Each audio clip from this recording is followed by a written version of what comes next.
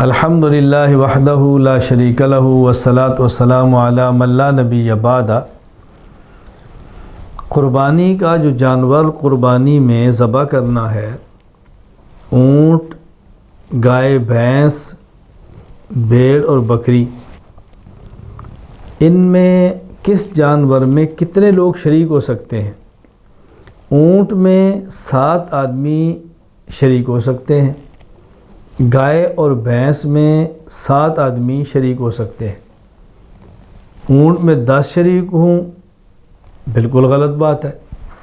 اس پر ہمارے تفصیلاً دلائل موجود ہیں جو آپ احناف میڈیا پہ دیکھ سکتے ہیں۔ جو لوگ اونٹ میں 10 کو شریک مانتے ہیں ان کے دلائل کیا ہیں، ان کے جواب کیا ہیں، احناف میڈیا پر میرے اسباق تفصیل سے موجود ہیں۔ اس کے لیے میرا ایک مسائل و فضائل قربانی کے نام سے فائل ہے، وہ لے لیں، تفصیلی دلائل موجود ہیں۔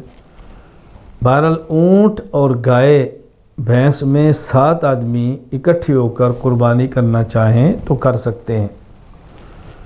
صحیح مسلم میں روایت موجود ہے، باب الاشتراک فی الحدی کے اندر حضرت جابر رضی اللہ تعالیٰ عنہ فرماتے ہیں، خرجنا مع رسول اللہ صلی اللہ علیہ وسلم محلین بالحج، نبی کریم صلی اللہ علیہ وسلم کے ساتھ ہم حج کا احرام باندھ کر نکلے۔ فامرنا رسول اللہ صلی اللہ علیہ وسلم ان نشترک فی الابل والبقر کل 7 منا فی بدنہ، آپ نے ارشاد فرمایا کہ آپ نے ہمیں حکم دیا ہم گائے اور اونٹ میں شریک ہونا چاہیں تو ہو سکتے ہیں، اور گائے میں بھی 7 آدمی ہوں گے اور اونٹ کے اندر بھی 7 آدمی ہوں گے۔ اسی طرح صحیح مسلم میں روایت موجود ہے، حضرت جابر رضی اللہ تعالیٰ عنہ سے، نحرنا مع رسول اللہ صلی اللہ علیہ وسلم عام الحدیبیہ البدنۃ عن 7 والبقر عن 7، کہ حدیبیہ کے موقع پر ہم نے رسول اللہ صلی اللہ علیہ وسلم کے ساتھ مل کر قربانی کی ہے۔ اونٹ میں بھی 7 آدمی تھے اور گائے میں بھی 7 آدمی تھے۔ ان دونوں روایتوں میں فرق کیا ہے؟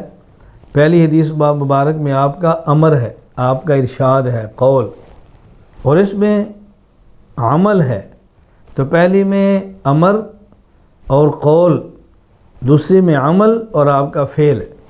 تو گویا قول اور فعل دونوں سے ثابت ہے کہ اونٹ میں بھی 7 آدمی اور گائے میں بھی 7 آدمی۔ یہ بات اچھی طرح ذہن نشین فرما لیں۔ اگر بکری ہو اس میں 1 آدمی ہوگا، ایسا ہرگز نہیں ہے کہ بکری میں ایک سربراہ وہ سب کی طرف سے قربانی کرے تو ہو جائے گی، ایسا نہیں ہے۔ جس شخص پر قربانی واجب ہے اس نے اپنی طرف سے قربانی کرنی ہے۔ تو گائے اور اونٹ میں 7 آدمی، بھیڑ اور بکری 1 آدمی کی طرف سے قربانی دی جائے گی۔ اچھی طرح ذہن نشین فرما لیں۔ اللہ تعالی ہمیں شریعت سمجھ کر عمل کرنے کی توفیق عطا فرمائے۔